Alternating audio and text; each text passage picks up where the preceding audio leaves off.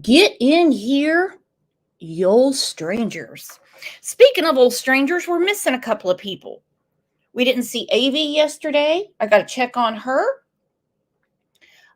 Joey asked where Muscles and Mascara's been. Gonna have to find out where old Muscles and Mascara has been. We know where Trevor's been. He was causing hell with Jody Sue yesterday. Woo! That wasn't something we all expected on a Monday. Damn. And I know several people got timed out, and I went back through it. The timeouts, a lot of them were accident. You know, the chat was moving fast. We had a lot going on. So some things I can do things about, and some things I just can't. But just, if you get timed out or something, just let me know, and I'll go back through it and figure out what's going on. Or if you know who did it, then I can just ask them and we can get it worked out. I don't want anybody to walk away. Considering what we speak about on this channel, it's already tough enough. I don't want them to walk away even more upset than the subject that we're talking about. Does that make sense? Good. We're all good. All right. So tell me all about your Tuesday. Who's got snow? Who's got ice? Who's ready for football? I still will never get over that meme I showed yesterday. Hang on, I'm going to put it back up. I think I still have it saved. You never know with me. It was a crazy day. And some of the simplest things just crack me up.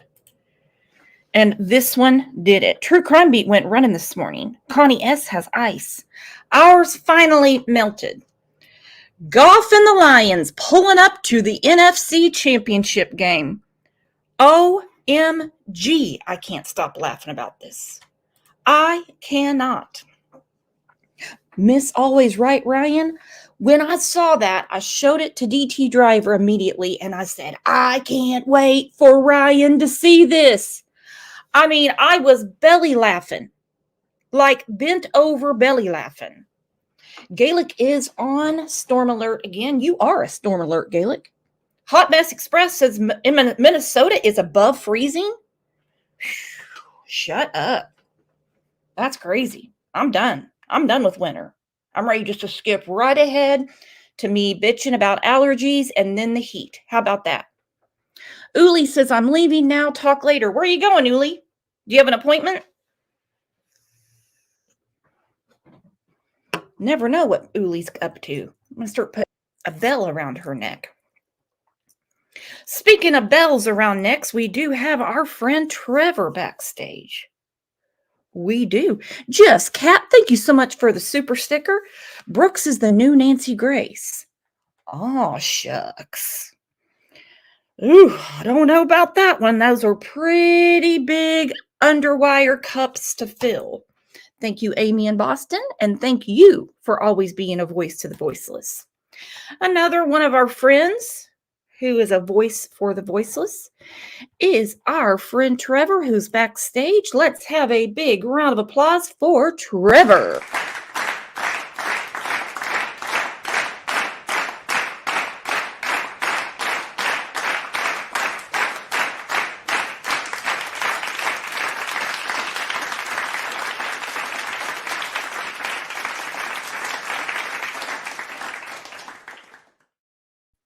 Good morning, my friend. How are you today? Good morning. I am doing great. How are you doing? Pretty good. You have a lot of friends and a lot of support in here. Nicey Marie said, Trevor, we stand with you. Now, last week in Discord, a few of us got to witness a total beatdown that you gave to someone, which was awesome. But then I guess you weren't done handing out the ass whippings because you got after it again yesterday. And everyone is extremely proud of you because you said what everyone has been thinking all this time. Well, thank you. I appreciate it. And I appreciate everybody in chat and all the support.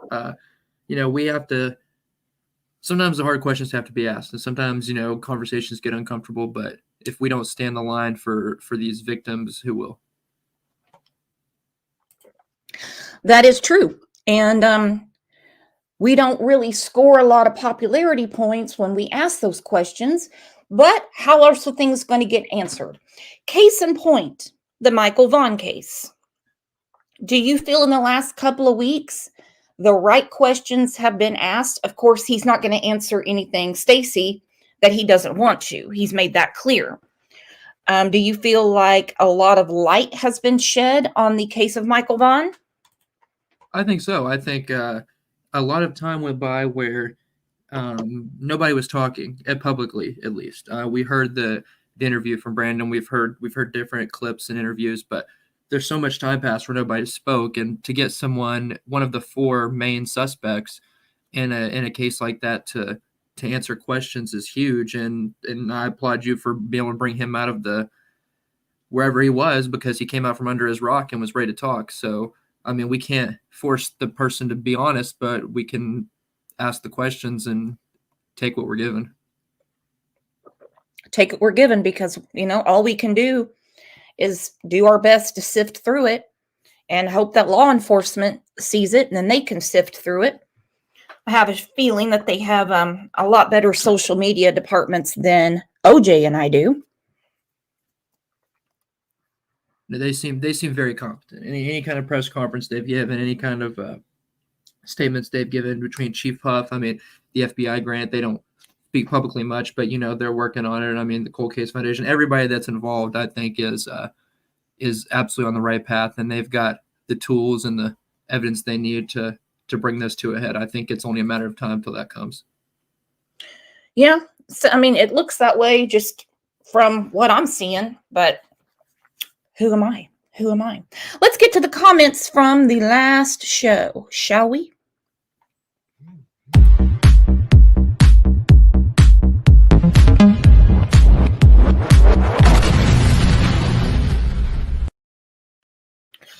All right, Trevor, golden girly. I'm a golden girl. Ate dinner at 3 p.m, asleep by 7. Phew. Anyway, Golden Girlie said, in July, it doesn't start getting dark in that area until 10 p.m. Well, Stacy cleared that up for us over the weekend. I woke up Sunday morning to a lot of maps. This is a picture from July 27th, 2021. Now, don't pay attention to the top. That's the time that he sent it to me, okay? Look down where it says Tuesday, July 27th, 2021, 9:56 p.m. He said he took that picture on the way back from Cuna to Fruitland. Okay, so 9:56. He said on the map, this is where they stopped, where that red dot is on Highway 16 on the other side of Middleton Mill Canal. Sorry, that's very tiny writing, so I may be saying that wrong. So he said that is about 15-20 minutes away from Fruitland where they stopped. And of course, Sarah had to cop a squat and pee, and they had to fix the toe strap. So that would put them back in the neighborhood nighttime. So, the 9 to 9:15 or the 9 to 9:30 or sometime between 9 and 10, many people were saying, no way, no way, no way. I'm from this area, not Fruitland in particular, but at that time it wouldn't be dark like he's describing. Well, now we know, because the descent from Highway 16 into Fruitland, I think he said they had to take Highway 52 after Highway 16. As you can see from the timestamp, is 9:56 p.m. So I think we settled that. So what we know, timestamp-wise, we have 2 timestamps so far. We have Adrian outside of the Applebee's. We don't know if it's Nampa or Boise. Brandon says Nampa. Stacy says Boise, but it could be Nampa. So we have 4:47. Okay, we know Michael went missing, abducted, between 6:40 p.m. and 7 o'clock. Then here's the timestamp where Stacy, Sarah, and Brandon, the 3 amigos, were coming back from Cuna into Fruitland at 9:56. I think that helps a lot. How about you, Trev? I agree. And that's interesting to know about the the sunset, because I've never lived more west than Texas, so that's obviously way different than we have it here. So that's interesting to know about the sun going down. Well, and I love when locals weigh in on these cases because hell, they know the area. I mean, I want to hear about food, the shopping, things like that. What time does the sun set? Explain this highway. Is it a little 2-lane highway? Is it windy? It really gives us a better perspective, shall I say. Tarnia, our friend Tarnia, who we miss badly. She said, I needed to be in this live show so bad. Sarah never denied the charges or the accusation. She said they were incorrect. So the question should be to Sarah, okay, what are the correct details of what happened to Michael? That's all she said. I know it's incorrect. Well, then, what is correct? Tarnia went on to say, no, a person with his intellectual disabilities would not be taking polygraph tests. Still, they are used only as an investigative tool and not admissible in court. The research behind lie detectors claims it is a pseudoscience. Therefore, it is more used for law enforcement in an interrogation and not necessarily for the truth. You've done a lot of research on polygraph tests. I mean, all of them, the retinal scans, the ocular test, which is what Brandy and Tyler took. Weigh in on this, Trev. Yeah, no, polygraphs have been a topic conversation. I mean, just overall in the legal and criminal system for a long time because of people's concerns with accuracy. And I think they've almost completely shifted to just being, and I don't say just as not important, but an investigative tool. It kind of points in a direction, but it doesn't, it can't, it doesn't seal a case. It's not necessarily going to clear you or get you charged, but it could really point in a direction of things. And the thing with polygraphs too is people often point to fail or pass, but it's, were you deceptive? Was it just inconclusive? What were you deceptive on? Were you deceptive on just everything? Or were there certain parts of the day or of the timeline or of the questions that you're deceptive on that could point to where the investigation needs to lead to? And that's, I think, often where law enforcement points their investigations in when using those. Very well put. I did have a couple of comments, and yeah, I left them up there from various shows saying that Brandy and Tyler are on drugs. Tyler was, high as a kite, and that's the reason he wasn't keeping up with Monkey. This is not true. Matter of fact, the night that Michael was abducted, Brandy and Tyler each took polygraph tests. They had to be drug tested before they took them. Every test they took, they had to be drug tested. I don't know where people get this stuff, Trevor.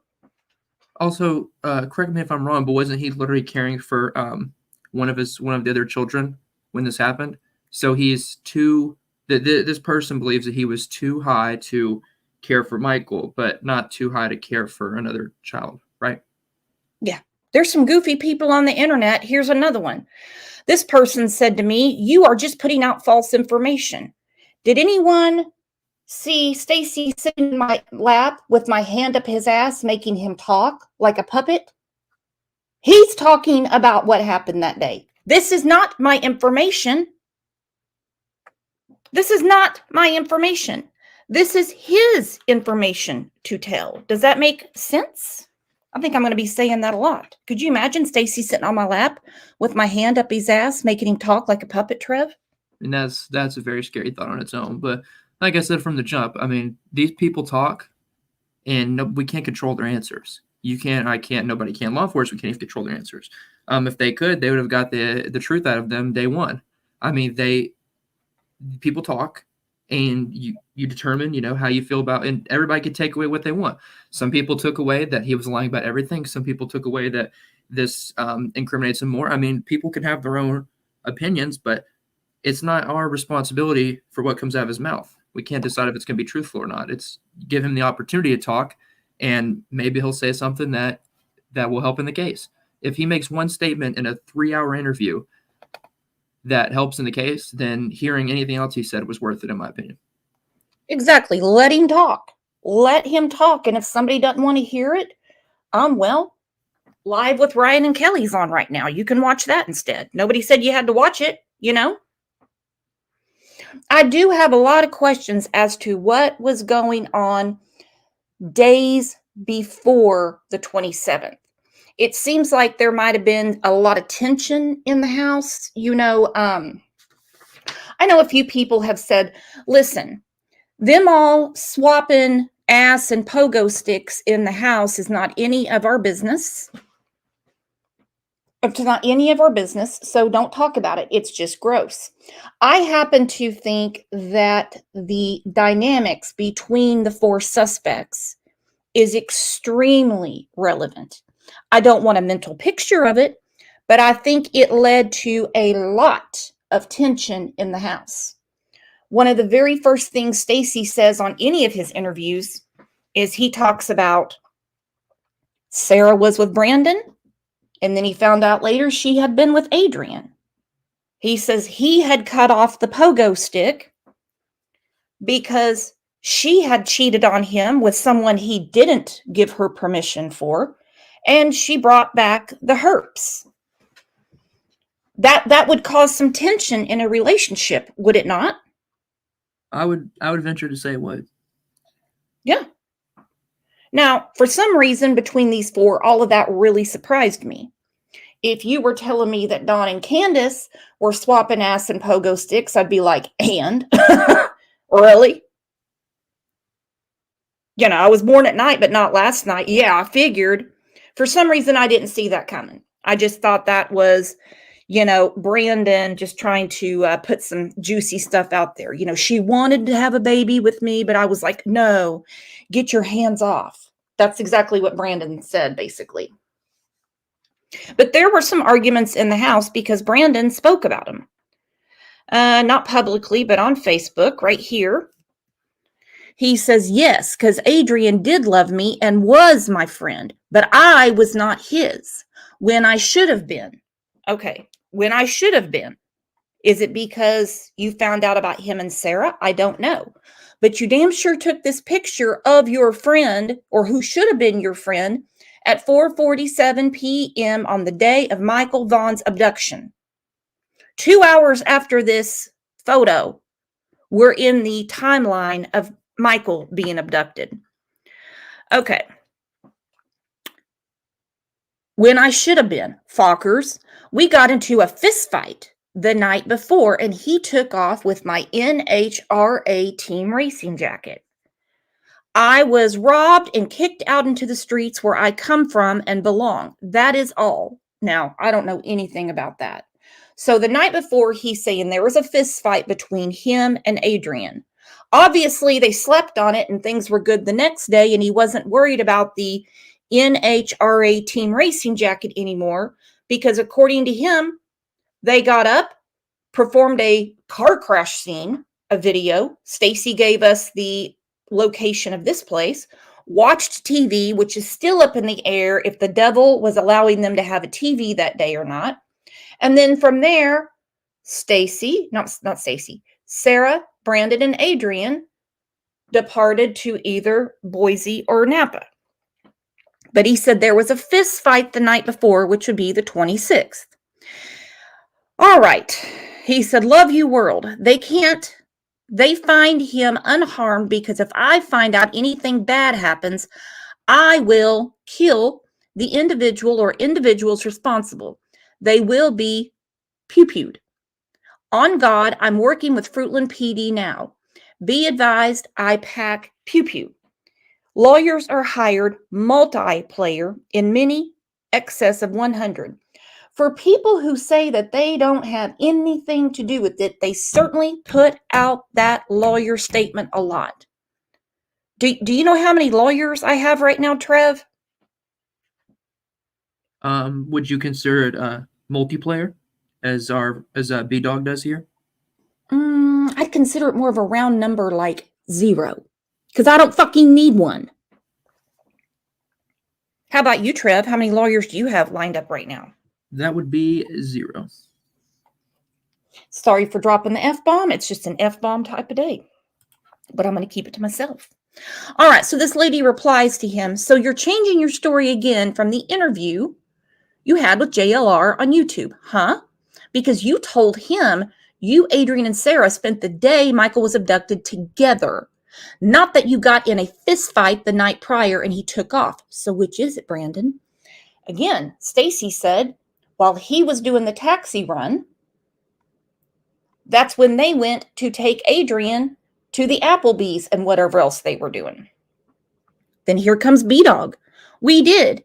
Then the fights took off. Dumbass policeman. Quote on God. Then we have the N-word, but he abbreviated. It's N-I-G instead of the full word. So much better. So when was the fist fight? Was it the night before, the 26th? Or would it be the night after? Because Stacy said Adrian got home the next morning, which would be the 28th. So was the fist fight the 28th, the night after, or the night before? Because Adrian wasn't there on the 27th, which makes you wonder, where does Adrian fit into this?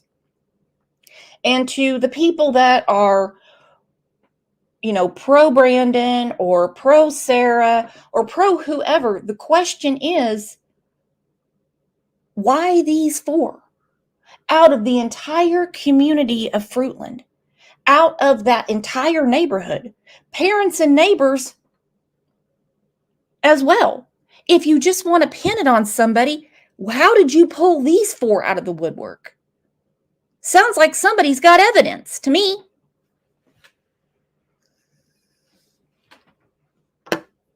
How about you, Trev?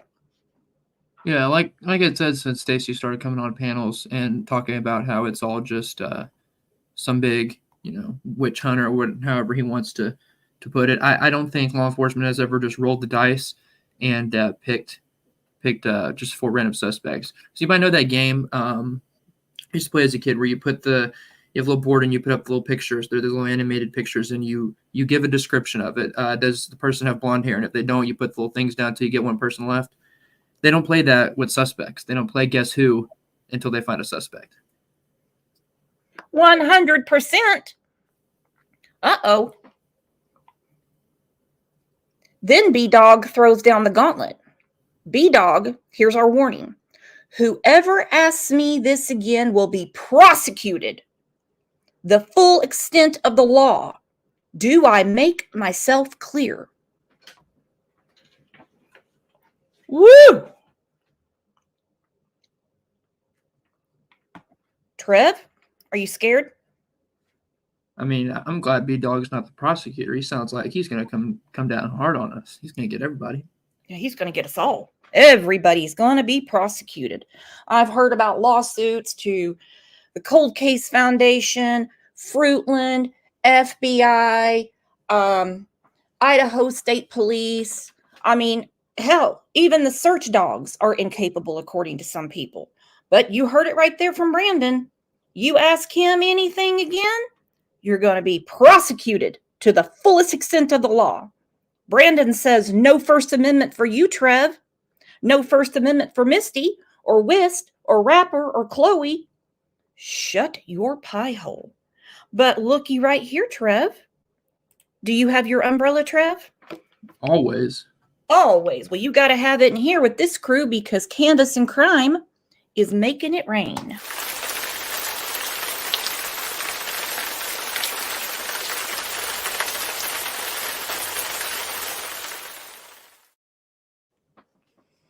All right.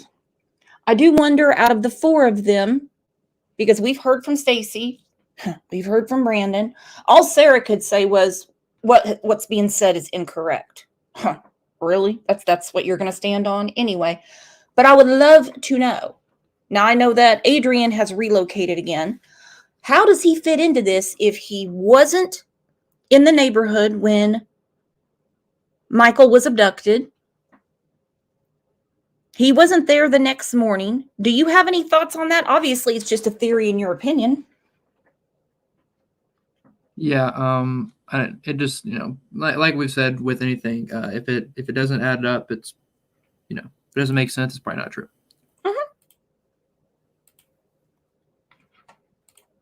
You got that right. So we were told in July at the 2-year mark of Michael's abduction that this is going to the prosecutor. We went through an article several weeks ago where the prosecutor said, we expect charges. We expect charges. Would you have any of these suspects on your channel, Trev?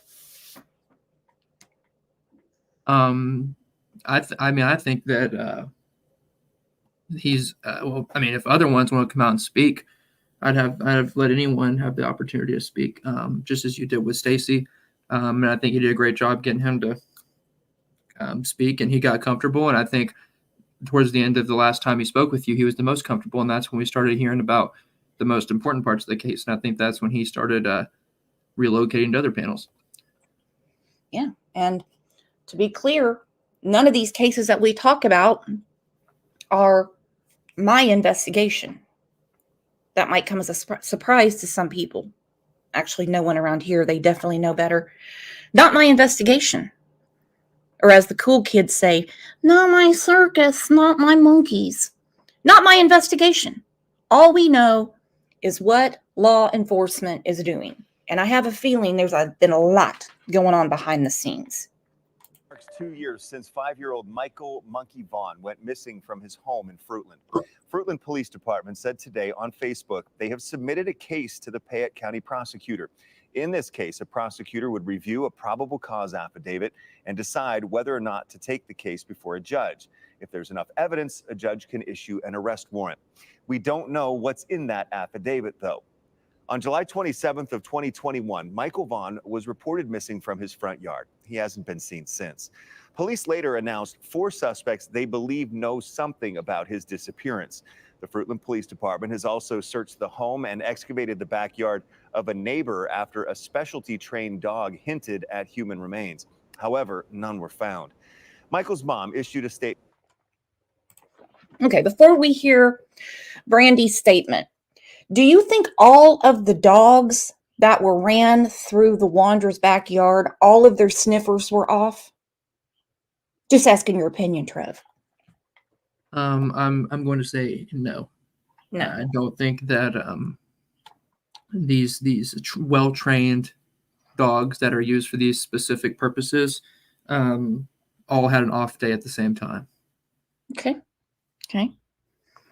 Imagine the surprise when Stacy found out that they did not find Michael's remains, because he says he gave a false tip.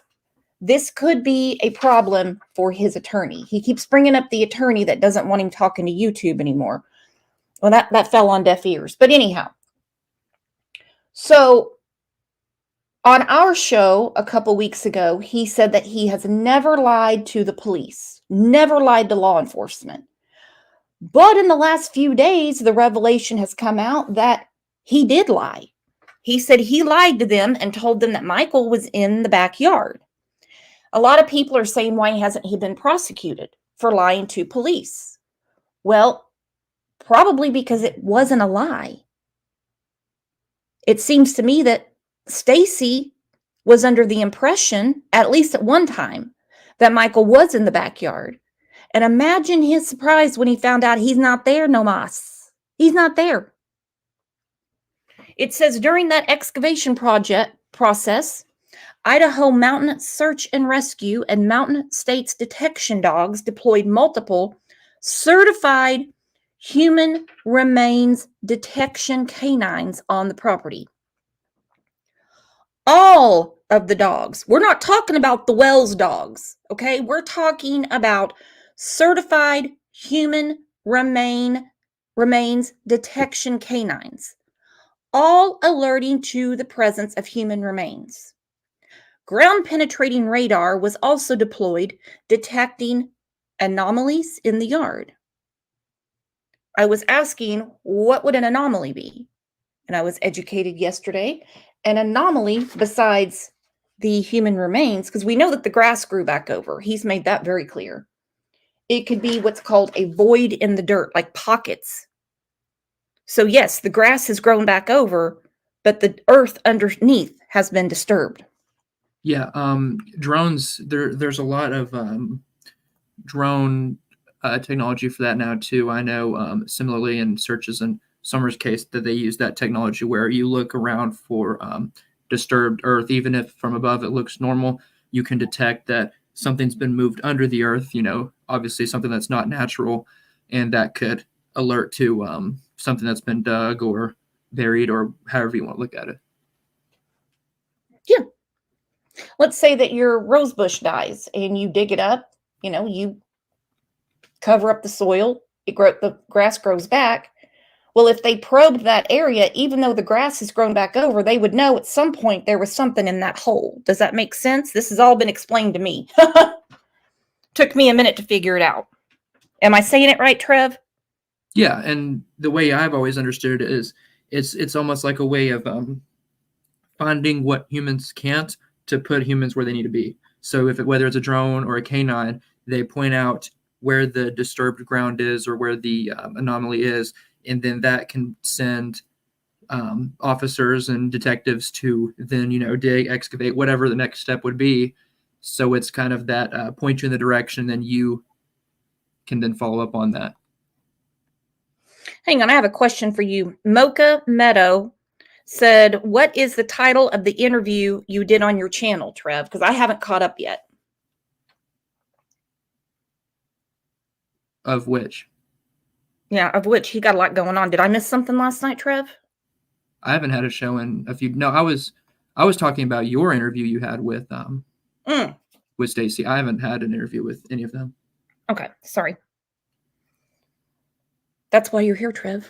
Okay, so it says, ground penetrating radar was also deployed, as you mentioned, Trev. Detecting anomalies in the yard, we completed the excavation to a depth of 4 feet of the entire backyard and removed over 250 yards of dirt. Prior to backfilling the yard, the dirt was meticulously sifted for any potential remains. They did not find Michael's remains. Investigators strongly believe that based on the evidence, word of the day, evidence, Michael was abducted and is deceased, and that his remains were buried and later moved from that property. Okay. So was it a false tip?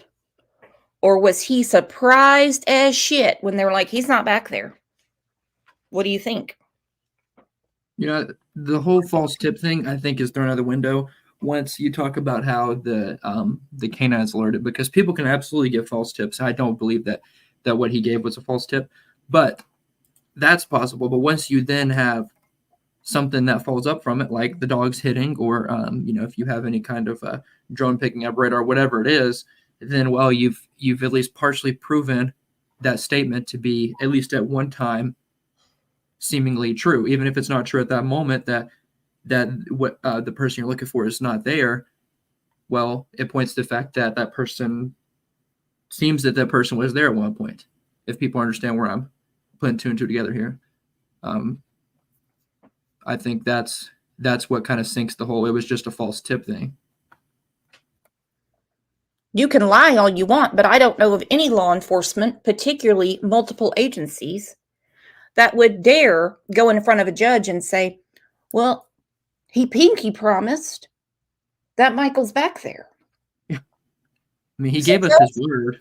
He gave us his word. I mean, he's in jail right now, but I mean, he gave us his word. He pinky promised. He looked me right in the eye. You know how Daisy is. She looked me in the eye, and I knew that she had a good heart. That you're not going to go to a judge and say that. No. You have to have something to back up their word. Suds. Evidence. Evidence. Because a judge signed off on that warrant. Yeah, and these dogs are well trained. I don't know the specifics of their dogs they use, but I know of when you look at, say, TBI, which is in Tennessee, the canines they use for different things or whatever it may be, these dogs go all different places in the country and go through these courses in this training. I mean, this isn't like you just throw a dog out there and say, hopefully we find something. I mean, these are well-trained dogs, and I mean, they know what they're doing. If not, this cannot be a tool used. I mean, a court would not if it was just off a hunch that you threw if I took my dog outside and said, find it, that's not something that's going to hold up in court. These are well-trained dogs that are used for these specific purposes. 100%. And not all of their sniffers were off that day. It says all alerting. All alerting. So that's got to be summed up.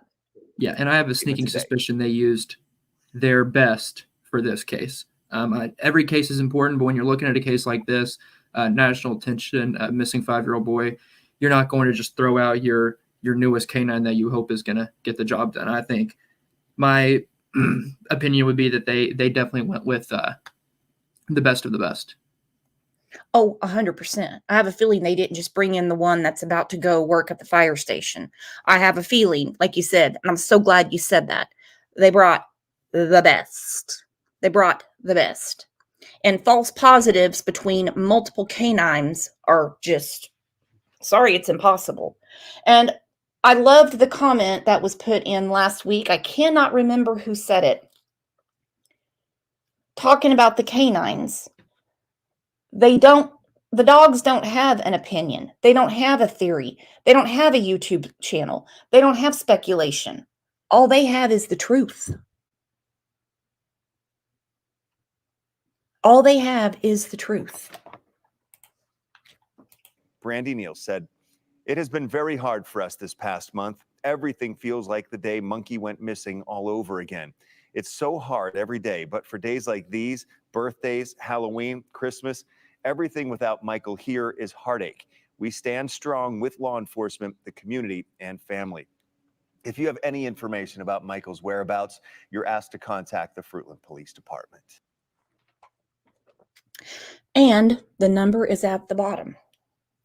The number is at the bottom. What differences did you pick up, and all of you in here, everybody, between Brandon's version of events and Stacy's? I picked up many. Besides the time, I picked up many. Brandon never mentions power steering fluid. Brandon never mentions seeing a child. Brandon said that when they got back, not that him and Sarah took off on foot to look for the, as he said, missing boy. He said that they used Carson Starkey's truck. This is not true. And not because Stacy said it. This is not true. What else did you pick up on? Well, I think there's details that change, but I think the overall the overall thought frame of each of them was definitely different. I think Stacy was definitely playing the cover myself and anybody else's free game, whereas Brandon seemed more of like we didn't do it. We were doing this, then the other. I mean, it seemed more of he was just basically sinking the idea that any of them did it to an extent. And Stacy got to the point where he was like, well, Stacy didn't do it, but if you want to think Sarah did, or you want to think Brandon did, or you want to think Adrian did it, well, have at it. Yep. And I think there's a reason for that, because time has shifted. Back when Brandon was interviewed, yes, there was obviously things pointing towards them, but now when Stacy was interviewed, you got the probable cause that it's been out that, the probable cause update that's been submitted to the prosecutor. I mean, I think they can see the writing on the wall. Things are coming to a head. I don't know when they will, but it seems that they are. And when the process starts moving forward, things seem to be coming to a head. And I think that he also noticed that and wanted to cover himself, because if it goes to a trial, he's not going to be defending anybody else but himself. He's not going to be, well, here's why Brandon didn't do it. No, he's going to be defending Stacy because he doesn't want to go to prison. Or, that's my thought too. Or they're all four going to start turning on each other. That's what I have been thinking would happen for the last year. And in some ways they have. You know what I mean? Absolutely. It seems to me that out of all of them, the four of them, that the three are going to turn on Stacy. They're going to try to hang Stacy up. But Stacy's pointing the finger at Adrian. He could see Adrian doing this, but Adrian wasn't there. See, that's a big question in my brain. A lot of finger pointing. When the police broke down the door.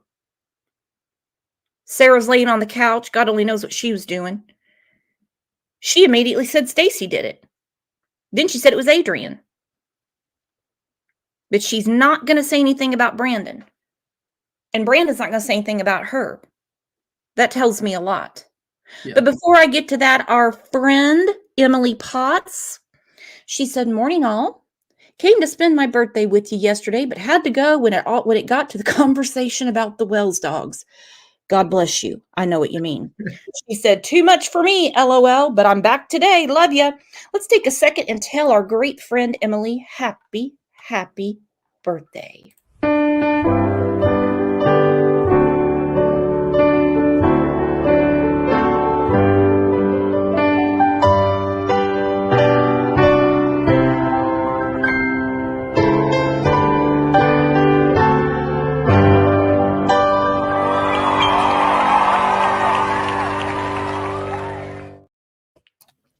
I hope it was a spectacular day. And you know what? Celebrate all month. That's what I do. I'm already talking about my birthday in June. All right, here's a clip, a little bit of what Brandon said. We got to go through our memory bank, compare it to what Stacy said. Well, Fruitland boy Michael Vaughn disappeared from his neighborhood more than a year ago. And today, there are still so many questions surrounding what happened. Yesterday, in a news conference, Fruitland police revealed the identities of 2 more people who they believe have firsthand knowledge in Michael's abduction. And one of those people talked with a YouTube blogger just last week. Here's a look at some of that interview. Videos circulating on social media are shedding light on 3 of the 4 people Fruitland police named in connection with Michael Vaughn's disappearance. It's actually really hard sometimes to be that vulnerable with people. But who are these people? Just last week, YouTube blogger Jonathan Lee Riches talked with Brandon Sherliff about the then 5-year-old's disappearance. This interview came 5 days before police named Sherliff and Adrian Lucien as 2 people believed to have firsthand knowledge in Michael's abduction. You ever hear Sarah or Stacy talk about the Vaughns or mention the Vaughns or say anything? Never once. Not even. The only time I heard them ever mention the Vaughns is when they stopped the car that day and they said, "Hey, there's somebody that's missing in the neighborhood. His name's Michael Vaughn. Do you guys know him or know where he went?" But they stopped in the neighborhood. This is a problem, Brandon. According to Stacy, you were steering the car being towed. So the conversation between Sarah and Stacy, you would not be privy to because you were not in the car, in the truck that's towing it. Stacy said they got into the neighborhood and they could see all hell had broken loose. So they left from Highway 16 at 9:56 p.m. That would put them there after dark. He said he had Sarah stop and ask an officer what was going on. He corrected himself because the officer said a child has been abducted. He corrected himself and he said, no, they said missing. So right there, Brandon is saying, never, ever, ever, never even one time, except for that one time we pulled into the neighborhood and they stopped and they said, hey, there's a little boy missing. His name's Michael Vaughn. Do you guys know him or know where he went? How would they know if they've been with you? Assuming Sarah said this and Sarah asked, Sarah, you were just doing laundry with Brandon in Cuna and towing his car. Why would you stop and say, hey, there's a little boy that's missing. His name's Michael Vaughn. Do you guys know him or know where he went? Help me, Trev. Yeah, the way that they react, the way that they say they reacted to Michael missing has always just made me uncomfortable. And I mean, I get, there's obvious concern for anyone. People know obviously someone missing here in the community I live in, and nobody wasn't, concerned at the time. But at the same time, the way they speak about it has just always seemed so off to me. The missing persons report, and there's a little boy missing in the neighborhood. Have you seen him? Why would you think that that they've seen him? If he's missing, you would hope that they, if they've seen him, they could be involved in what happened. I mean, if he's, I just don't understand the way that they've talked about it. Just has been all weird to me. Well, a case that you are very, very involved in and have done magnificent work on is the case of Summer Wells. June 15th, 2021, when the Amber Alert came out, did any of your friends stop the car and say, hey, there's a little girl missing. Her name's Summer Wells. Trevor, do you know where she went or what happened to her? No, nobody here had that conversation. It was, there's a kid missing and you share it. You get on Facebook and you share the information. You get on social media, you share it. And that's about it at that point, because it's in my opinion, it's in God's hands, and it's in hands of people looking. And we hoped and prayed that she'd be found, but nobody was. And of the conversation of, have you seen her? Have you seen her? I mean, that's, at that point you're questioning someone. I feel like, why would you think that somebody has seen this child that's missing? You would hope that if they did, they wouldn't be texting you or talking to you or whatever. They would be, making sure that child is found by law enforcement. Exactly. Britt said that's not how the conversation goes. Something about all that. I just don't get why he even said it. He thinks he's smart. Brandon thinks he is one smart cookie. That was the first time that came up to my attention. And then, as far as I know, they both said, no, we don't know where he's at. Let's go help look for him. Shurliff says he was with Sarah Wandra and Adrian the day Michael disappeared. I was with Sarah that whole day, and Adrian. And then Stacy was left home alone. Last month, police arrested Sarah Wandra for failing to report a death. She lived in the house on Red Wing Street with her husband, Stacy Wandra. The same house police excavated and searched for Michael. Stacy Wandra is currently being held in the Washington County Jail for unrelated charges. Although the remains of Michael Vaughn were not recovered, we strongly believe, based on evidence, that Michael was abducted and is deceased, and that his remains were buried and later moved from the property. During Thursday's news conference, Fruitland police said both Shurliff and Lucien were staying with the Wandras at the time of Michael's disappearance. Police say Lucien is believed to be floating between Ohio and California. While drinking beer and sitting in a hot tub in North Dakota, Shurliff also revealed the Wandras were religious or hid behind religion. Hey, I thank God for you. I hope you say a prayer for me. Like the whole time I was there, they just say, oh, we believe in God and God tells me what we should do for the day and how to help people, and we believe in doing good to the community. So I don't know why they would go from that to getting caught with guns and then trying to run off with the story that definitely didn't happen in front of my eyes. He also revealed he was not in Idaho at the time of the... Definitely didn't happen in front of my eyes. That's always turned my stomach. It definitely didn't happen in front of my eyes. We also know Brandon said stopped at the gas station to fill up before they went to Kuna. That would be around 7 o'clock. Stacy said no, he may not keep all the fluids topped off in the truck, but he always keeps them full of fuel. Okay. He leaves out, he says, I was with Adrian and Sarah all day. He leaves out the trip with Stacy to Kuna and coming back. He even said, well, he was home by himself all day. Well, that's not true. That's not true. Kat said, how do these things all happen by coincidence? Stacy says Monkey was in the yard. They found evidence. Stacy says they saw a child at the same time Monkey was abducted. The search dogs hit Brandon's mom's house as well. Can you unpack that for us, Trev? Well, you know what I say about coincidences in these cases. I don't believe in them. And when everything points in one direction, but somebody says look the other way, there's probably a reason. And I'm going to trust when the things pointing in that direction are from law enforcement, whereas the person trying to point in the other direction is a suspect.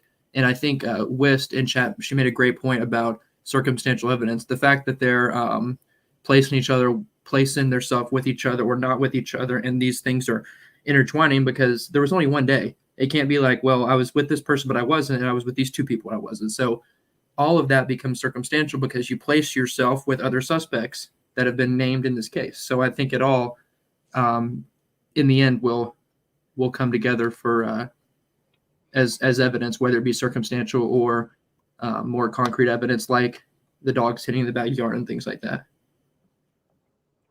100%. And I'm so glad that P's in a pod, she's also the captain of our coin pushing team, caught this, because it's so true.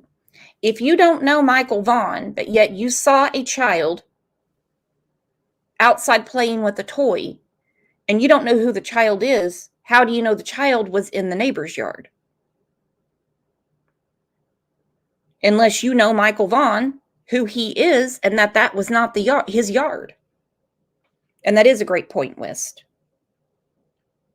Yes, and that's another great point. So how do you don't know where Michael lives, you don't know where the Vaughns live, you don't know where Michael lives, but you're sure that's not him. Until he goes missing, you don't even know what he looks like until they start plastering his face out there, but you're sure it's not him.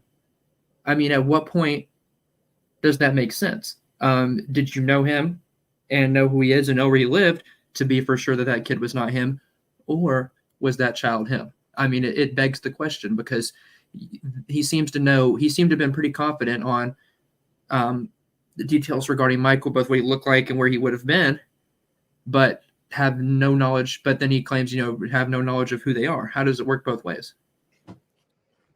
Yeah. If I see children outside playing, I assume that is their yard. They have friends over playing in the yard with the kids that they're there to visit, unless I know who they are. My question is, did the child look lost? You want to do the right thing. Did you, approach the child and say, hey, are you lost? Do you need help getting home? He was just being a kid in the neighbor's yard. No, you're on fire today, Trev. You're all wound up from yesterday, aren't you? That girl, did you see yesterday's show? You missed a doozy if not. Chat was flying, so there's a lot of people I didn't see, and I'm sorry. V. Oakley asked if she got blocked yesterday. No, I see you in here. I got to double check that, though.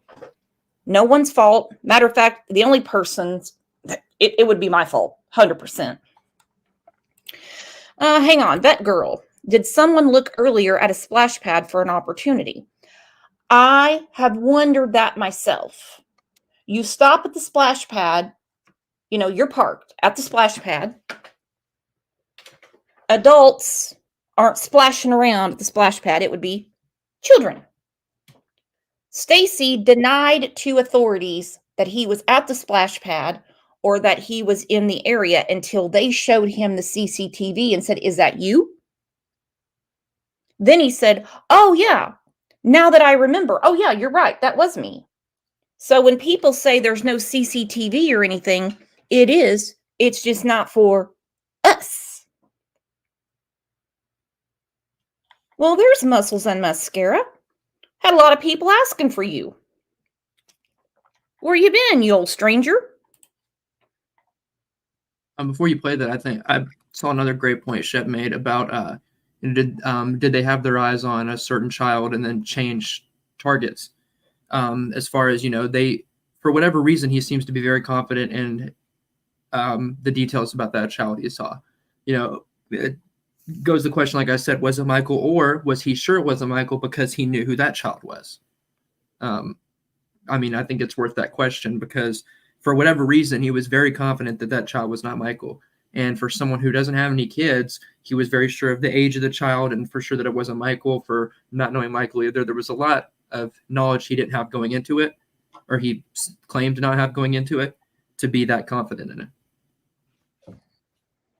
And you are so correct. Interview, but his family has a home here. The police and the detectives and everything, they've been at my mom's house since I've been gone. They're beside themselves and just scared and freaking out. As questions continue to surround this home where all 4 people stayed at one point, still no definitive answer as to what happened to Michael. I think it's coming. Now then, Stacy shared again these with me. So he takes this picture,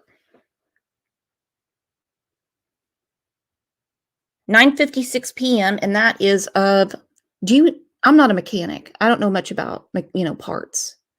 Was this just to prove they weren't in Fruitland? Why would they take this picture?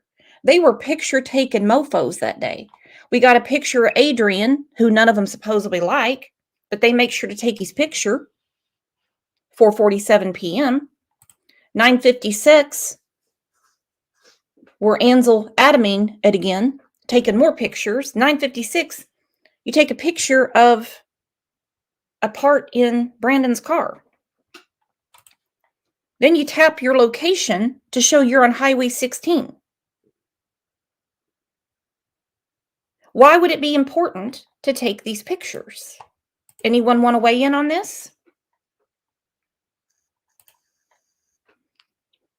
Susie Sue said, proof and timestamp proves their guilt to me.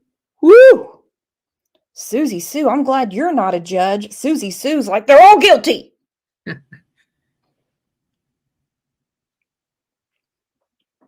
I see where she's going though, because like you said, all those pictures, I mean, there's just not a real point to doing that. And you gotta think, if they're in this situation that, they claim they're not involved in this, then that's a normal day for them. They're just going along their normal day. Why have all of these crazy different excursions in the day? Why take all these pictures if it's just a regular day of the week? It's not a crazy day. It is for Michael and his family, but it's not for these people if they're so-called, not involved. But if they are, then it kind of, makes a lot more sense as to why they have all these different places they went to and all these different random pictures they took with timestamps and all these different locations to try to place themselves 20 different places. It begs more questions of, why on a normal day would you behave like that? And I don't believe you do. And that's another reason why I think, that they're definitely involved. Up to their eyeballs, because law enforcement's not real good about putting up posters of people saying they're suspects unless they're damn sure. Now, our good friend Justin spoke with Stacy the other night. We're going to go through part of it because I want you to catch it on Justin's channel. And I thought Justin did a great job with him. What do you think about our friend Justin, Trev? I think he did great. Justin's a great friend of this community, and I think he does excellent work, and I think he did great work with Stacy. And we got to give props to our girl ICU as well, because I tell you what, she had that chat locked down tight. Not that the mod squad here doesn't, but there was times I was like, man, how is ICU keeping up? Let's go through part of this. Wherever you want me to pause, Trevor, you know the drill. Hey, Stacy, how are you doing? I'm not doing too bad. How are you? Good. Thank you, Stacy, for being here today. Okay, so I know a lot of people were asking me after this, and I didn't know. I'm not Stacy's meteor manager, as Candace says about Tim.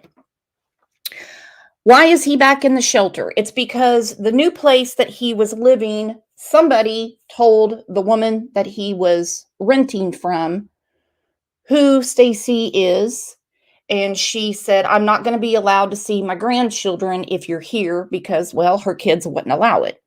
So he had to go to another shelter. What do you think about that, Trev? Yeah.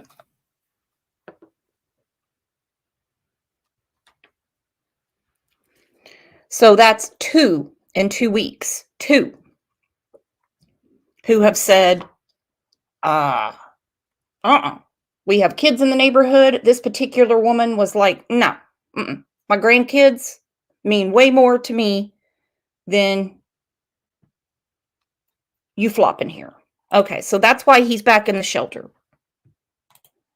I've only got to talk to you. I just talked to you today for the first time, actually.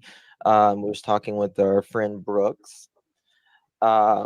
So thank you for coming on. This is, I know, been a topic of your life for sure since, July 2021. And, I've saw some interviews that you've done on the news locally there, and you say you want to, be on it. Yeah, he says he wants to clear his name. Let's answer this from Vet Girl real quick. She said, playing a game, where has he been prior to multiple moves now?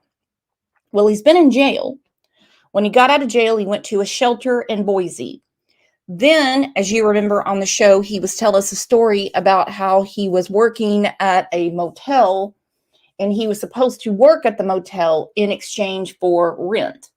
Well, I guess he wasn't keeping up his end of the bargain, and the little Indian woman that owns it was calling him stinky and a slob and all kinds of stuff. So he went back to the shelter. All right, so then he found another place. That didn't work out for him because I guess this woman, from what he told me, found out, who he is. And she says, we have children, in this neighborhood, and I don't want this. I don't want, this going on. And so then he went to another place. Same thing happened. And now he's at another shelter. So yeah, he's had a lot going on for sure. And clear your name. And that's great. I appreciate your time. Tell me a little bit about who Stacy is. Where did you grow up? How did you grow up? Where did all of the above? Tell me a little bit first about that. Briefly, I was born in Merced, California. Okay. My biological parents are deceased. My mom died in May 2003. My dad died before I was born of a drug overdose. Same with my mom. I grew up. I was adopted, or my mom got guardianship of me. I guess adoption and guardianship are two different things. Can't really explain the two. I'm not sure how to, but I know that I was adopted, or had guardianship. My mom got guardianship of me that I have now. I'm in constant communication with her every day. She supports me, the best way she can, mentally, emotionally, And this is your bio mother? No, biological mom died. This is my adopted mom. Okay. And when did she adopt you? Like what age? I was 13 months old, I believe. Okay. So she's your mother. Correct. She's all I've known my whole life. Yes. Right. Okay. And you was adopted. Okay. Mm-hmm. Was your mom and were they related of any sort, or was this just a different adoption? Okay. Do you know anything about like your real mom or anything? I know she was a very hardcore drug addict. She was homeless a lot. Yeah. Had different kids with different different dudes. Yeah. You ever thought about doing one of those, what is it, like 23andMe's or family? You might have a lot of siblings out there you not know. Well, I know who my siblings are, but I don't know much. I don't really talk. I don't talk to them at all. Right. And how did you end up in Idaho? Sarah. Yeah, Sarah. And is it safe to say that wasn't a good love connection? Because look where he's at now. Trying to find food, trying to find shelter, a suspect in an abduction. Come on. So he's in Idaho because of Sarah. Now, my understanding is, and not from the internet, but just through conversations, that he does have family, but they are not going to help him. He can't leave the state of Idaho because of probation, and they are not going to help him.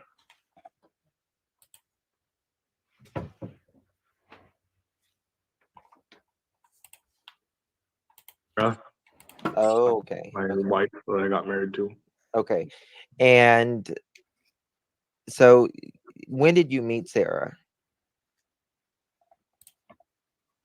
November of 2017. Okay, November 2017. Did you meet her online? Live links. It was a chat line. Live links. Okay. Is that still around? Oh yeah. Is it? Okay. I've never heard of it, so I don't know. Is it like a dating or just a social? Well, it's a dating. It's mainly for people go to hook up or find Right. Okay. relationships, looking for love or whatever. Gotcha. Now, is Sarah from Idaho? She grew up in Portland. She grew up in Portland. Okay, so her family is in Portland. Oh. Hang on, what happened? Susie Sue said, Brooks, you should show his interview from yesterday when he was so very rude to the woman. What happened? What the hell was I watching last night? Was football on last night? I know OJ and I missed the interview too. He was on a smaller channel, I think. No offense to the channel. I'm just trying to remember the name of it. It was a channel probably closer to my size than the ones that he's been on, but I forget the name of her channel. It was Mystic something, I believe. Somebody in chat probably knows. Or Sweet Mystery. I'm trying to. Okay, hang on. We got to give her a shout out. Hang on. I had the link somewhere.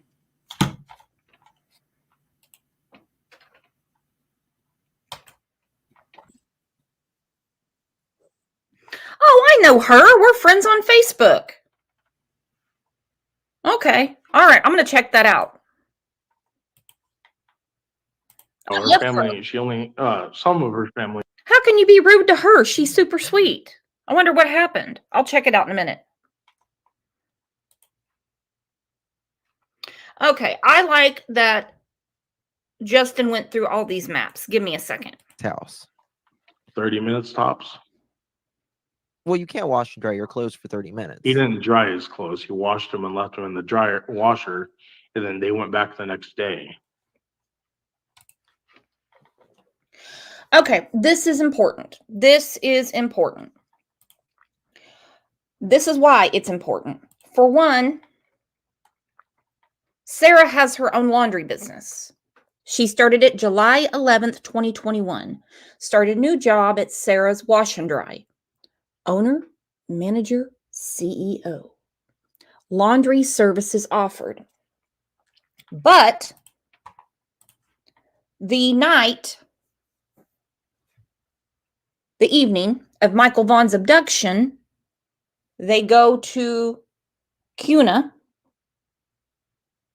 to tow back the junk-ass Mercedes that only needed spark plugs. But they decide to do it the hard way and throw clothes in the washer. Now, mind you, Brandon is not supposed to be at his mother's house when she's not home. Wonder why. She supposedly was in Arizona, according to Stacy. But they went there. And he brings a duffel bag. Stacy did tell Dolly that it's not a bag big enough to put a human in. Cool. I wasn't worried about that. Well, I am now. Anyhow, so they throw the clothes in the washer and then they go back the next day, an hour away, to put the clothes in the dryer. What the hell was going on that he had to change clothes in Cuna, knowing he's going to get dirty towing this car, unhooking it, the whole 9 yards? And safe to say, knowing Brandon also knowing that when he gets back to Fruitland, he's going to have to pretend to be looking for Michael Vaughn. Okay, you can't tell me he did not know. Sarah has her own wash and dry, but they go to Tina's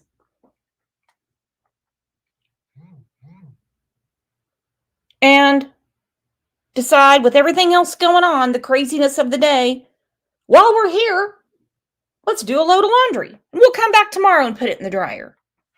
Get real. Oh, okay. Okay, gotcha. So he throws him in the washer. Okay.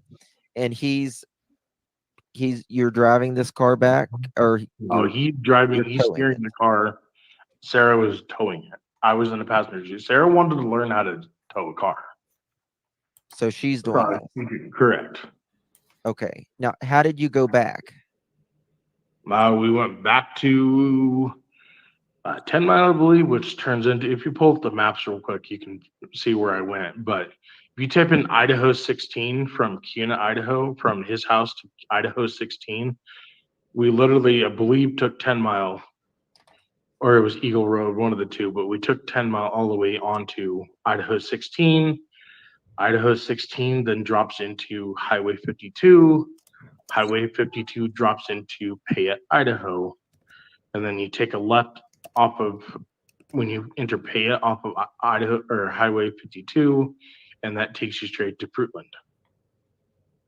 Okay. I need some more detail to this.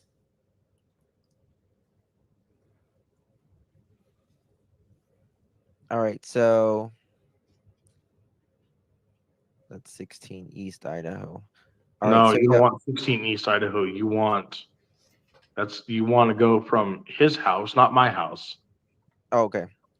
Shit.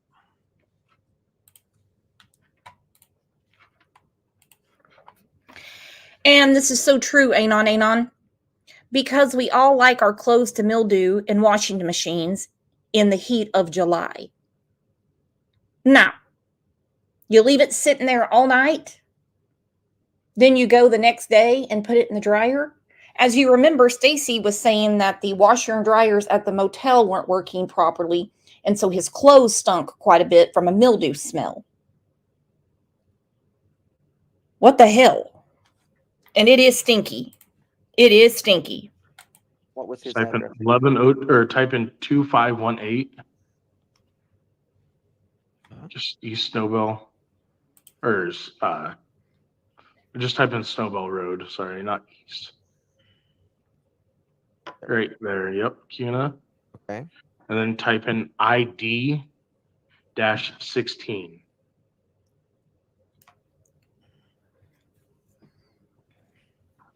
Yep. Would that be Meridian or? Yep. Okay. And you'll see the direction we took.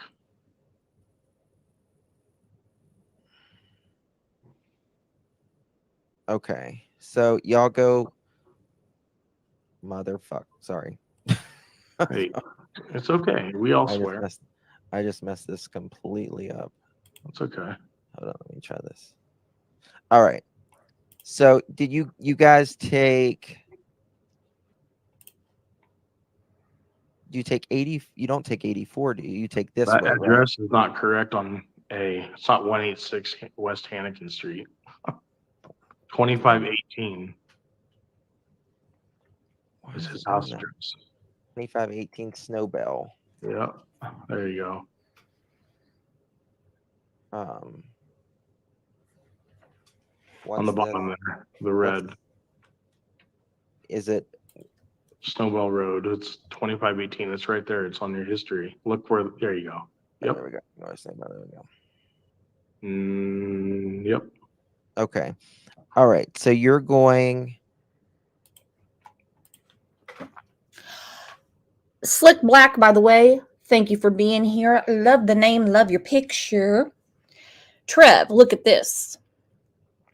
Since it's not a good idea for the suspects to be talking to each other, and I can just imagine the people on the other end that have to listen to Sarah as she reaches out to people from behind bars. Good. Anyway, she said, I think he's doing all these interviews so the others get the script in line with his. Have you thought about that, Trev? You know, that's a great point, because whoever's speaking is kind of the putting the pieces out there, and it's now on the others to match that, because if they don't, then that looks suspicious on them.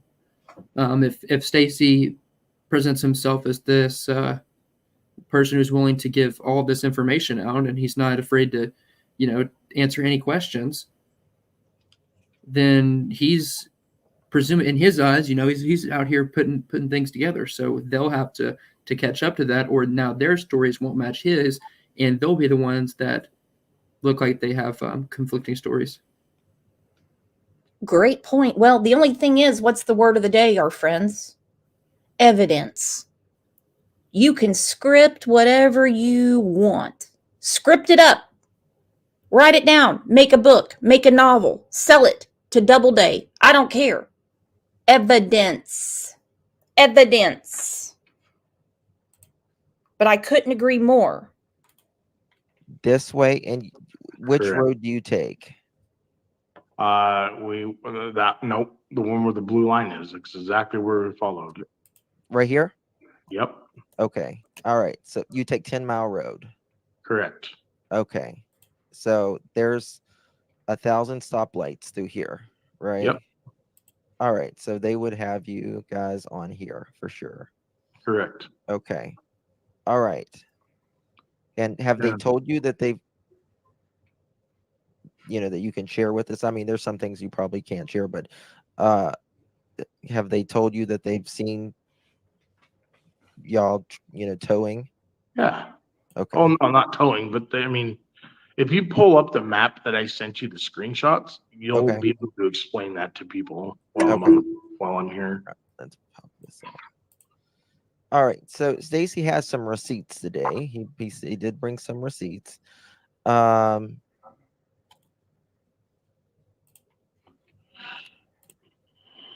right. Is this the map? Yep. Okay. All right. So, all right. You want to go ahead? Not to mix cases, but are we still waiting on receipts from Jody Sue about all the stuff that she did to try to save Summer, Trev? Have you gotten those? Have you been holding your breath? I have not been holding my breath because I would probably die well before Shark Week came around. Yeah. She's got receipts for everything except for all these police reports and CPS reports she put in for Summer. Okay, sorry to get off topic, guys, but you know how it is around here. Squirrel. Yeah, so basically that map right there where the red dot is, that's where Sarah and me and Brandon pulled off, because when we had with towing, if anybody knows anything about tow straps, you have to keep tension on the rope, on the tow strap. Otherwise, you'll end up snapping it, which Sarah failed to do. And I told her, I was like, look, you got to keep tension. And whenever you take off, you got to ease when you take off from a stoplight or wherever. You can't just gun it. Well, she gunned it. The truck had a lot of power too. So, I can kind of see that. But that's what happened is she gunned it and snapped the tow strap in half. So that red dot is where we pulled up. And if you zoom in on that dot, I don't know if you can, but literally like it'll show where we pulled off at on the side of the road, that's Idaho 16. Now, after we stopped, Sarah, I got out because I had to reattach the tow strap. I had to double knot it, which shortened the tow strap quite a bit, but it worked for the due diligence of the rest of the trip. Sarah did get out of the truck because she had to use the bathroom really bad. Okay. She had to take a pee, and it was dark out, so. Supposedly, when she squatted, she also had to poop came out. I'm just wanting to know how she balanced herself, and I know I'm going to get eaten up for this one. It's not relevant that she had to pee on the side of the road and that she might have pooped. Listen, this is not my story. This is not my life. To him, it is relevant. This is part of him clearing his name. When they stopped on this road, Sarah had to go pee-pee. She had to go pee-pee. And while she was squatted down, a turd came out. But there was nothing to wipe with. If you don't think it's relevant, it's all relevant because this is part of their timeline. You okay, Trev? Yeah. She didn't think anything bad about it, so she literally just got out of the truck, went pee real quick, and got back in the truck. No, she did not wipe. I can vouch for that, which is kind of gross. But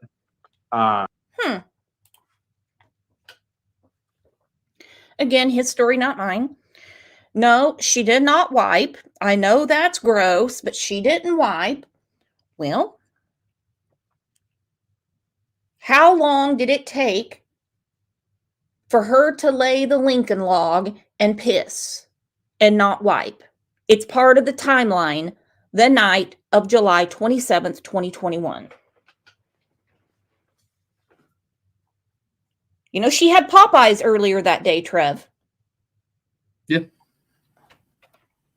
It's part of their timeline. He's let that shit go. Okay. So if you follow that map, Okay. that's Question: how long did it take you to 10 read? minutes. 10 minutes. Okay. Okay. All right. So if you follow that map, Idaho 16. If you want to pull Did up the Sorry. next map. Did you start driving back at this time? No, she drove the whole way. Okay. All right. So that Now, little picture that's in the middle of that map, if you want to zoom in for people. I can't exactly zoom in, unfortunately. Yeah, well, that picture that's on the map right there is. Okay, I'll pull it up. Hang on. Okay. Here it is. 9:56 p.m.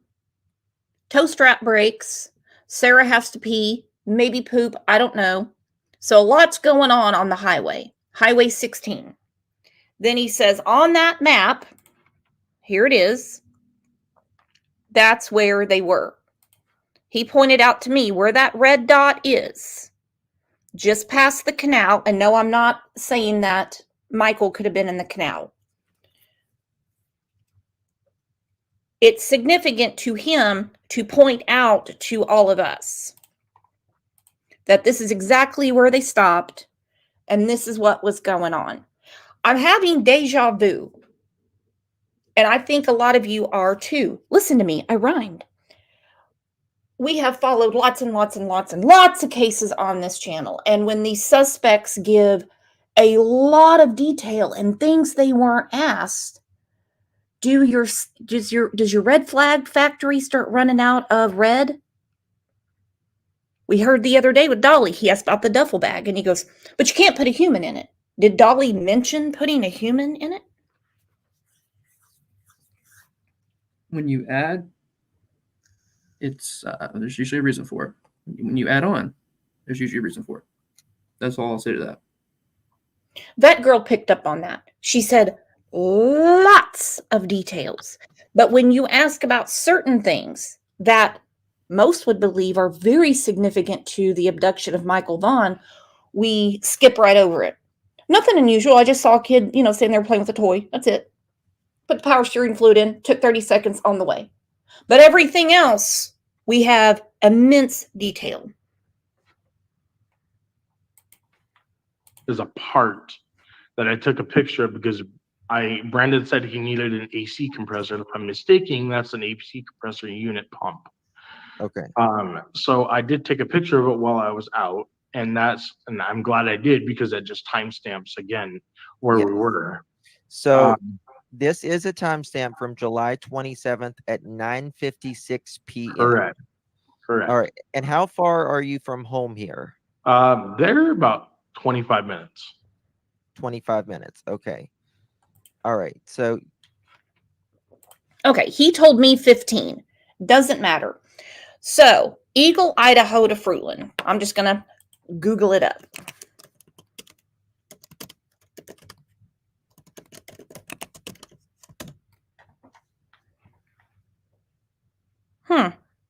Well, this says 51 minutes. Do I have the right friggin' town? Eagle, Idaho, because he says 25 minutes. Okay, this says 51 minutes. Well, that's via I-84. Let's see. Where you go, Idaho to which? Okay, so ID-55 would be 57 minutes. Okay, he said Highway 16 then turned into 52. Well, I don't see it being that much of a difference. So anyway, he says 25 minutes. The Google says closer to an hour. So that would put them back in the neighborhood around 11 o'clock, if Google is telling me the truth. You're gonna. Okay. Is this on? are we still on our way home here? Yep. Yep. Okay. So that road, literally, if you follow that Highway 16 or Idaho 16, you continue on that road. If you want to bring up Idaho 16 on the map, on like Okay. Google Maps real quick, I'll guide you guys to it. Okay.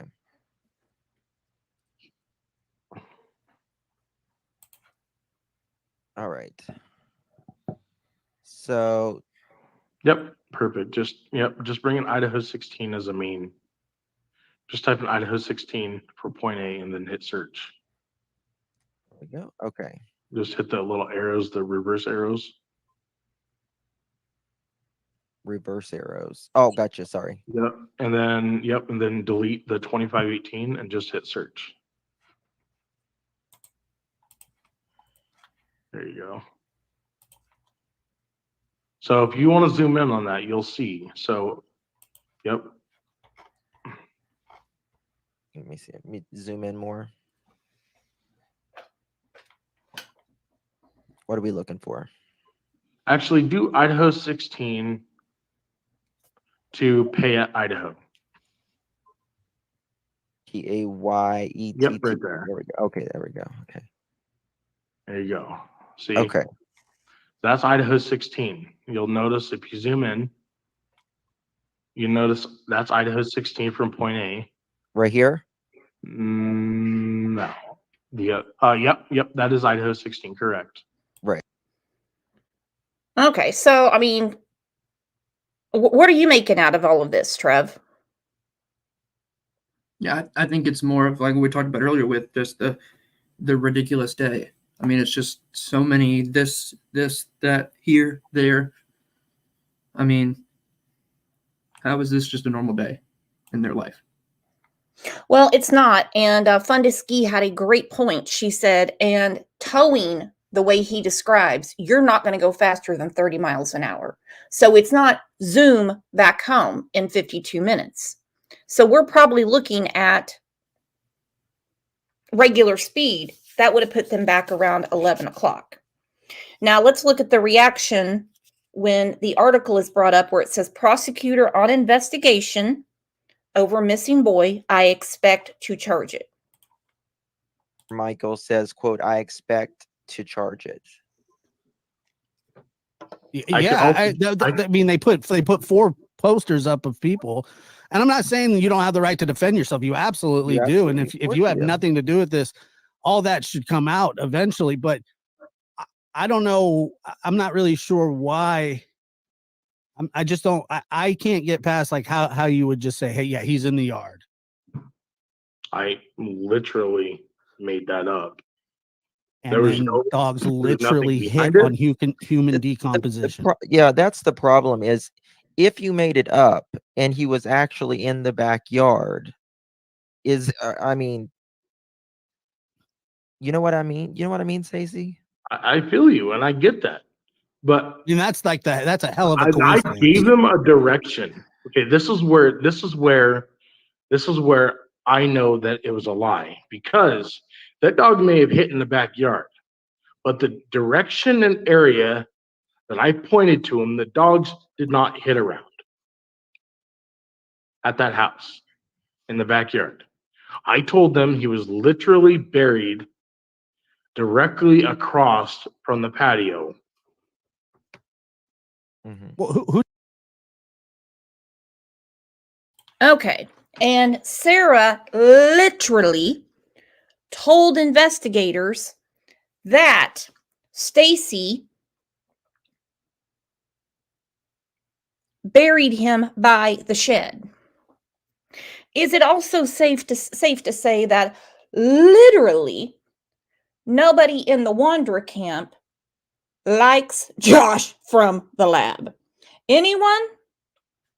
I have a feeling that the Fifis were hurt big time.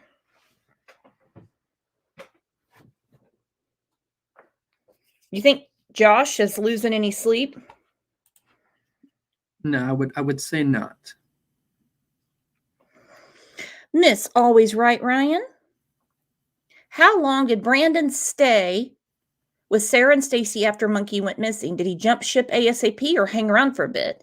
I think it could tell us something. He was still living at the house with Randy Strickland while the two of them were in jail. He was in for the long haul.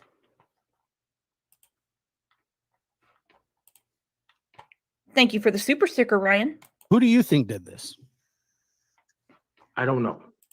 Is I it know some- do you Adrian, I think know it was somebody in Adrian the has house? I know Adrian has, according to detectives and what I've been told by them, that Adrian has a huge history of human trafficking. Okay. Let's look at Adrian's charges. And don't think I'm taking up for Adrian. I think birds of a feather, flock together. Ooh, that's tiny. Aggravated trafficking. Trafficking in drugs. Aggravated drug possession. Aggravated trafficking, drug abuse. Obtain, possess, use controlled substances. Criminal, damaging, or endangering, knowingly causing or creating substantial risk of physical harm. Menacing.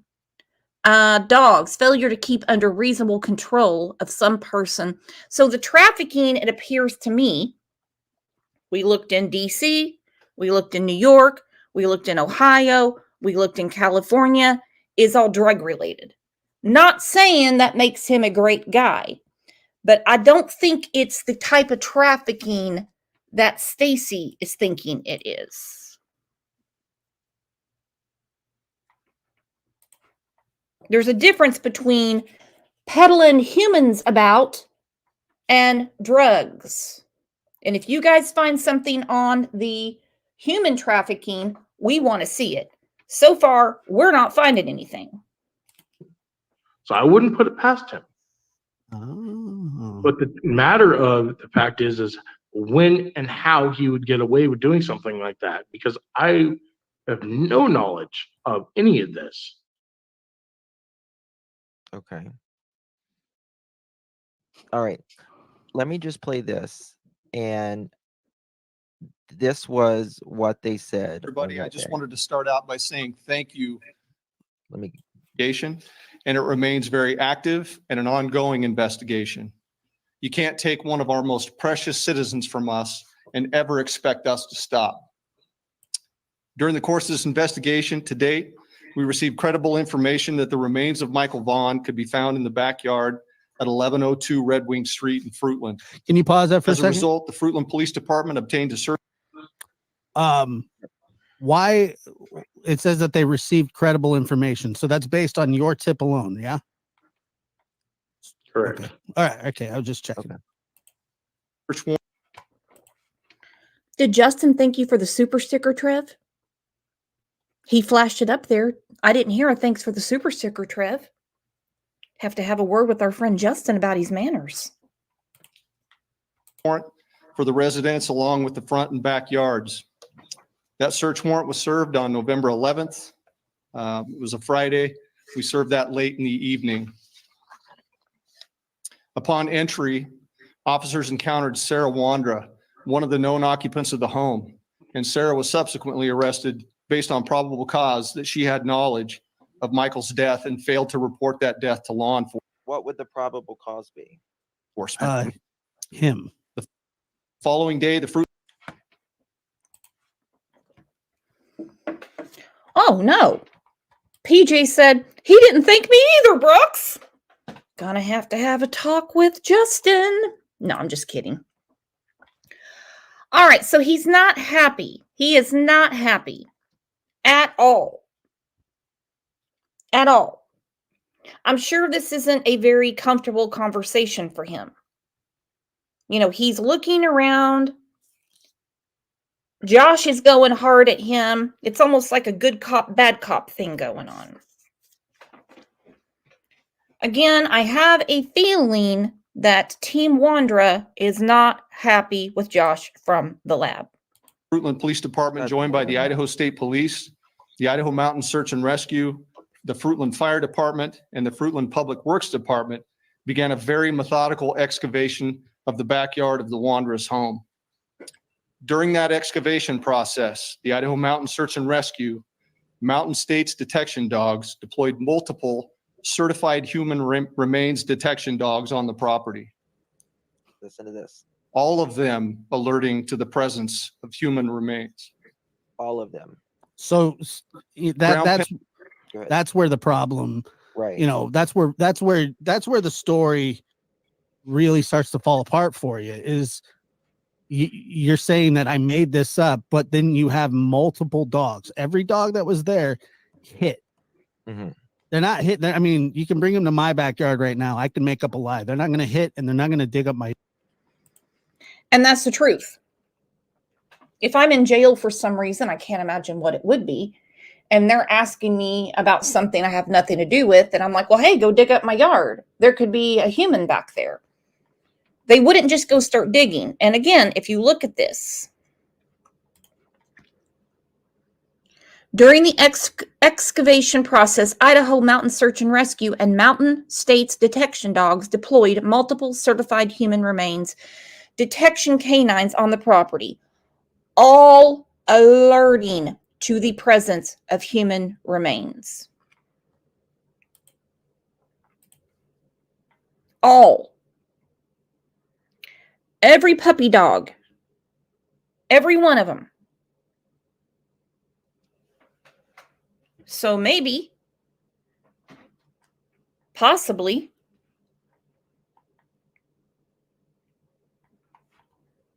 it wasn't a lie. Maybe he was very surprised when they said, he's not back there, but we know he was at some point. A yard. I mean, you understand that.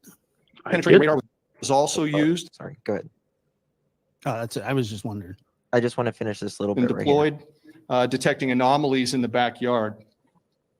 We completed the excavation. And that's where something has been dug and, you know, the ground isn't as firm. Of the entire backyard and removed over 250 yards of dirt. Prior to backfilling the yard, the dirt was meticulously sifted for any potential human remains. We did not find Michael's remains. Although the remains of Michael Vaughn were not recovered, we strongly believe, based on evidence, that Michael was abducted and is deceased, and that based on evidence that his remains were buried and later moved from the property. As of today, the whereabouts of his remains are unknown. However, the investigation is active, fluid, and ongoing. You know, I mean, Sarah wanted a baby, right? She wanted a baby. Did she take Michael? I have no idea. I mean, she's your wife. You would have some Sarah idea. was also very deceitful and hid everything from me. She had a fucking gun she held Tanner Butler up at gunpoint with. Mm-hmm. I had no idea or any knowledge about the gun that she had. Because Randy Strickland, who was staying with us, asked her to not tell me about it because I was a felon. Mm-hmm. Is that what you got in trouble for? Huh? No, I got for having my own gun. Right. Well, you know, the main were you thing offered a deal, like a cooperation deal? They offered this before they dug the yard, and they said that they would give me a 15+7, but in the condition that I would tell them where the body is. And I said, I don't know where the body is. Okay. In my experience, just following cases, when they come to give someone a deal, it's because they already know the answer. So when they say, I'm going to give you a conditional plea agreement, I'm going to give you 15+7, which sounds like two separate charges to me. I could be wrong. If you tell us where he is. So he says, in the yard.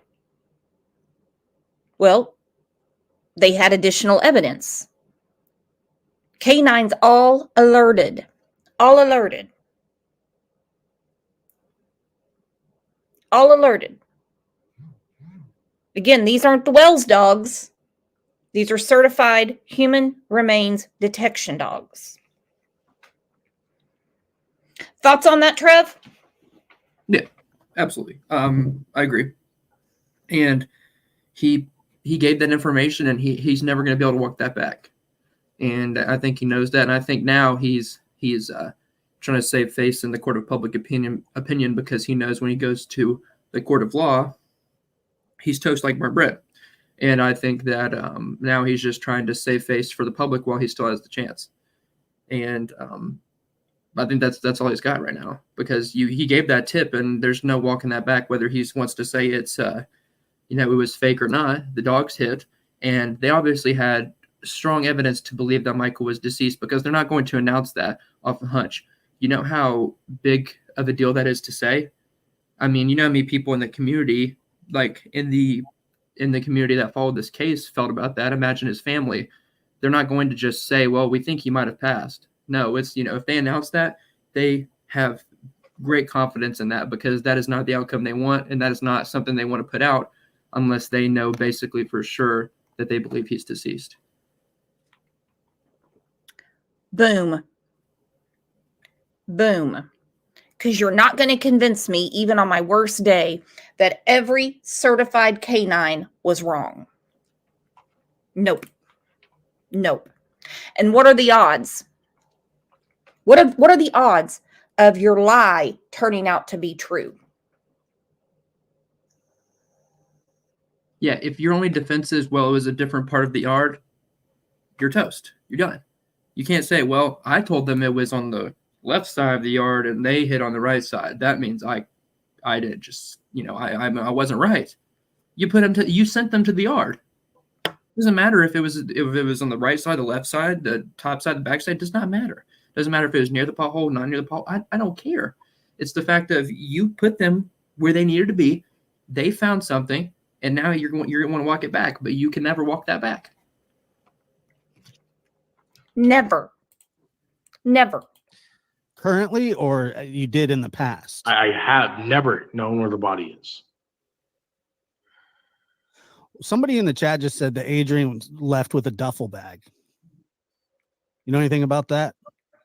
No, never even knew that he had a duffel bag with him. He had a backpack. So you unequivocally, absolutely never at any point in your life have seen Michael Vaughn? Never. I don't even know who this kid was. And that's deep down honest to God with everything in my heart. I have no idea. I've never seen this kid. I didn't even know he existed. I didn't know who Tyler and Brandy were. Mm-hmm. Like, honestly, I've never seen that kid in my day in my life. Okay, so Brandon had a duffel bag. Excuse me. What did Brandon have? What was Brandon doing with the duffel bag? He had his clothes in it.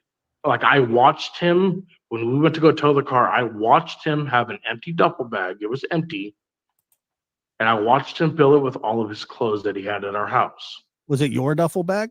No, it was his. So you're not missing a duffel bag? Not at all. Okay. What about underneath the house? There was a crawl space, but that crawl space literally it was in the walk-in closet from our bathroom. Right. That literally had an empty Savage Arms old box from an old 17 that I had. Okay. Did a dog hit at Brandon's house? I don't know. I don't know. I can't confirm that because I've been told things through lives, like doing YouTube lives, but I've never heard anything from the police. No. Yeah.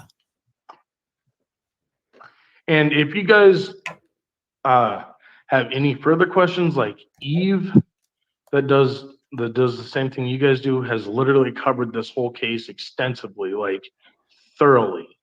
Mm-hmm. And she just wanted me to point out to you guys, like, if you have questions.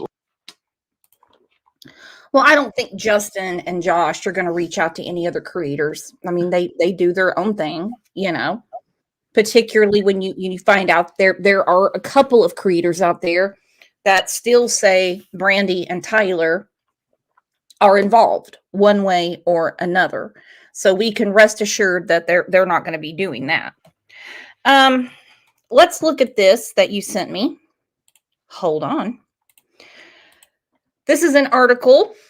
Look at all these ads. My God, leave your partner satisfied even if you're over 50.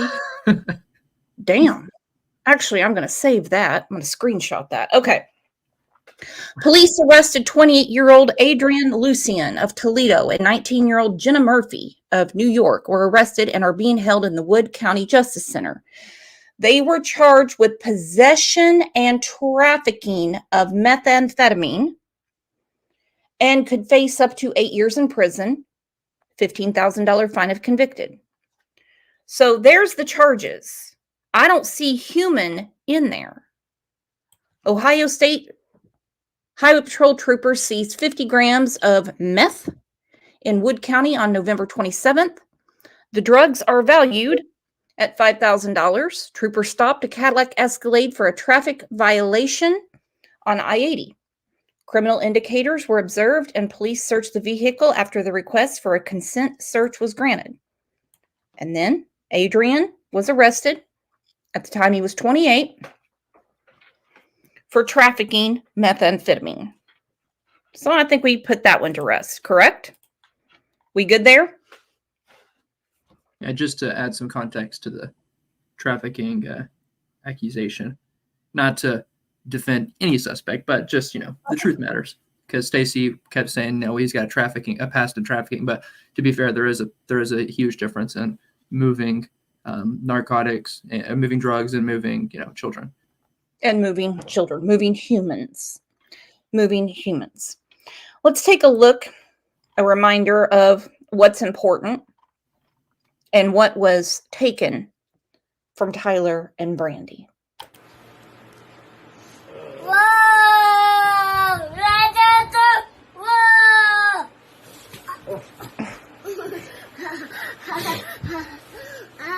Monkey.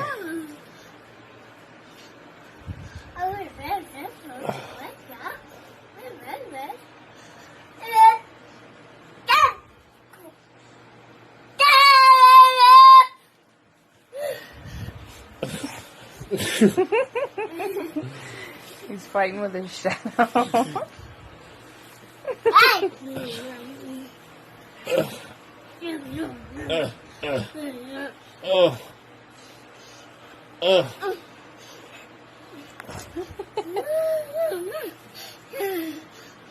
Giddy up.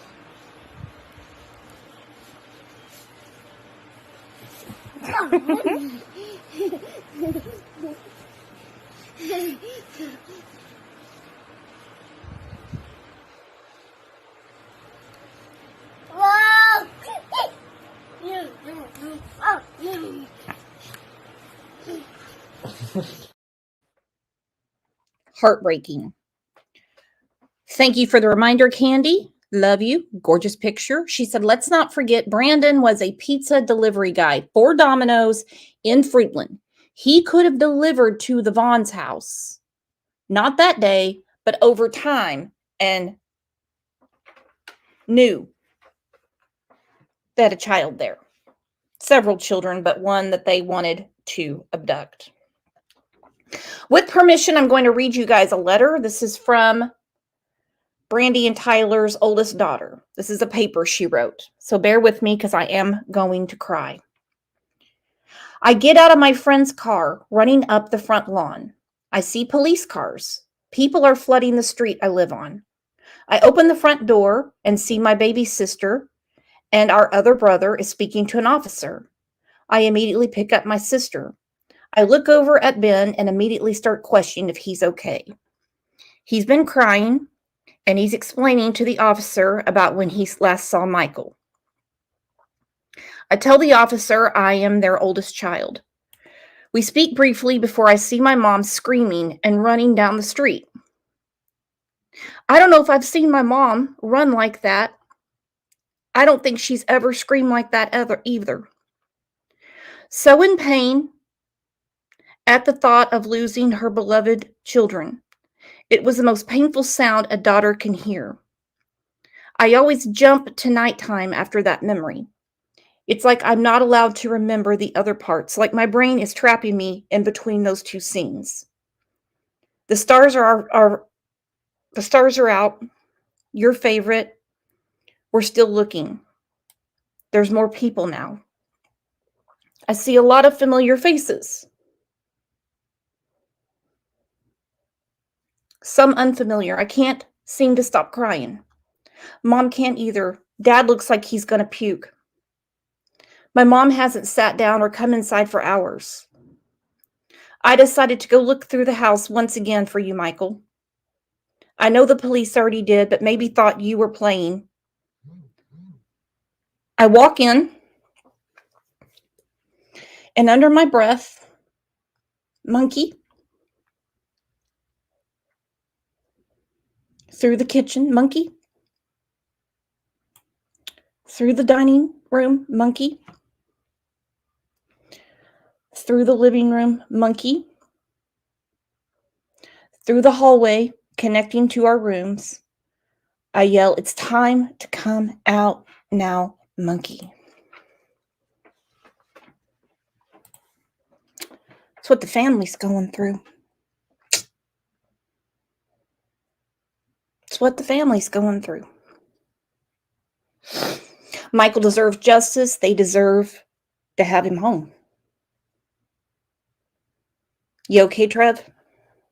Yeah, that was a lot, but I mean it shines a light directly on what's happening to this family, what every single person responsible has done to this family, what they've taken from them.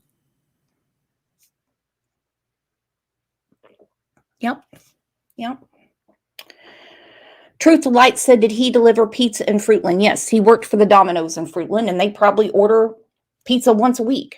You know, when it's mom's night off to cook, let's get a pizza.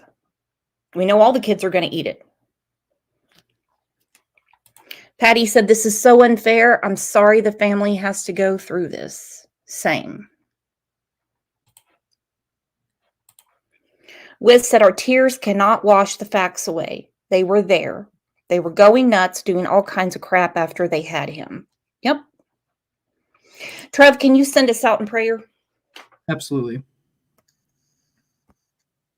Dear Lord, we come to you this morning with heavy hearts, as always, when we discuss the case of Monkey Michael Vaughn, Lord.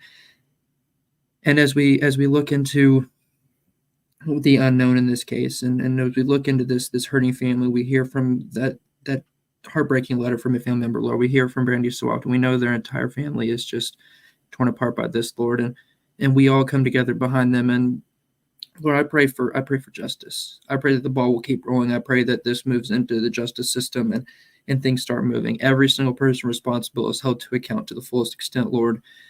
I pray that justice is done in your timing, not ours, Lord. And I pray that the whole family is surrounded by the peace that surpasses understanding, that only you can provide. And Lord, please touch everyone who is just moved and hurt by this case, Lord. And please have your arms around this family, Lord. This beautiful family that shows compassion through all of this, shows more grace than I can even imagine, Lord. They exemplify having courage and persevering through all of this, Lord, and their strength is admirable. And I pray that you keep blessing them with the strength to move forward. And we look forward to the day of justice for Michael Vaughn, Lord, and the accountability for those responsible. Please guide everyone that's pushing for justice and advocating in this case, Lord. Please keep us in the right path, on the right mission, on the right fight, Lord. And we ask this all in your precious name. Amen. Amen. Thank you so much for that, Trevor. And thank you so much to all of you for being here today. Mod Squad, you have been knocking it out of the park. I tell you what, I don't know. You girls, I'm going to have to get you all thumb surgery or something because it has been a crazy couple of weeks. So in closing, again, let's just keep sharing Michael's picture. Please take a screenshot. Whatever picture, as they say, Brandy and Tyler, just keep his beautiful face out there. Want to say thanks a million to our wonderful friend Trevor. And I hope you all have a great rest of your day. We're out, Trev.